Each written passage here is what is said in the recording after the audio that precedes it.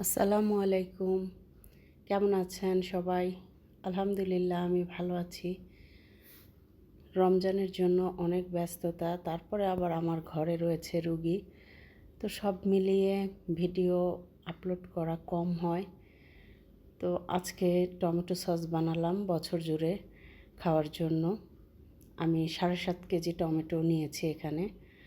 Actually 10 KG tomato এনেছিলাম, বেছে বেছে নিয়ে 7.5 কেজি হয়েছে। তো 7.5 কেজিরই আমি এখানে বানাবো। এই তো টমেটোগুলোকে অ্যাকচুয়ালি বেছে নিতে হবে খুব পাকা এবং লাল দেখে। পাকা লাল হলে পরে টমেটোটা আসলে সসটা খুব ভালো হয়। আর আমি যে টমেটোটা নিছি এই টমেটোটার অনেক ঘন একটা গ্রেভি হয়, এই জন্য আমি সবসময় এই টমেটোটাই সসের জন্য নেই।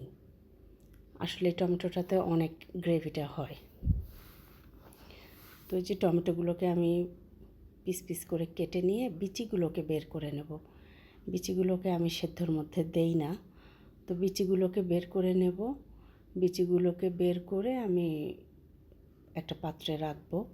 অ্যাকচুয়ালি বিচিগুলোকে সহ সেদ্ধ করলে হয় কি, যখন ব্লেন্ড করা হয় বিচিগুলো ব্লেন্ডারে কেটে কেটে যায়, তখন ওই ছাঁকনির সাহায্যে চালতে গেলে নিচে পড়ে যায়, তো বিচি বিচি দেখা যায়। এই জন্য আমি বিচিটাকে আগেই চেলে বাদ দিয়ে নেই।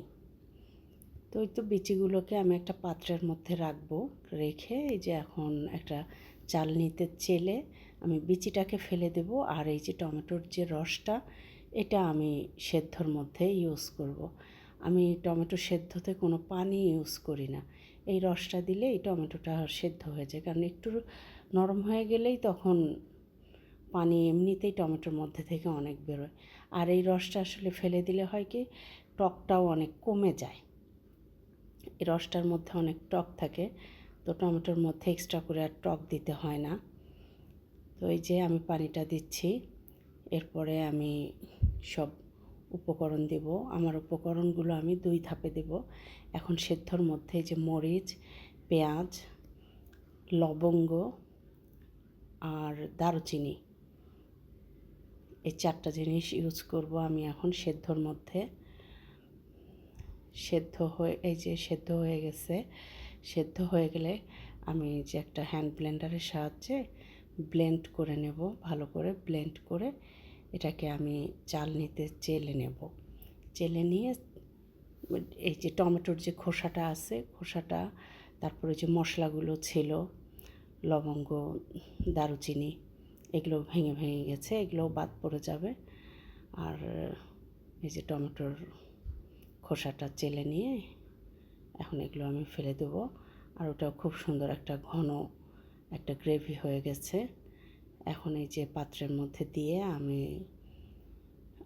লবণ, চিনি আর ভিনেগার, এই 3টা জিনিস দিয়ে আমি এখন ভালোভাবে জাল দিয়ে নেব।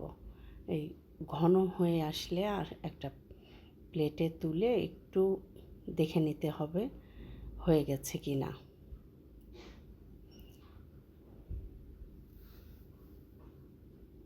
এই যে দেখেন হয়ে গেছে। আমি প্লেটটা বাঁকা করে দেখাচ্ছি, যদি পানি পানি থাকতো তাহলে ফেটে ফেটে যেত। তো ধন্যবাদ, আল্লাহ হাফেজ।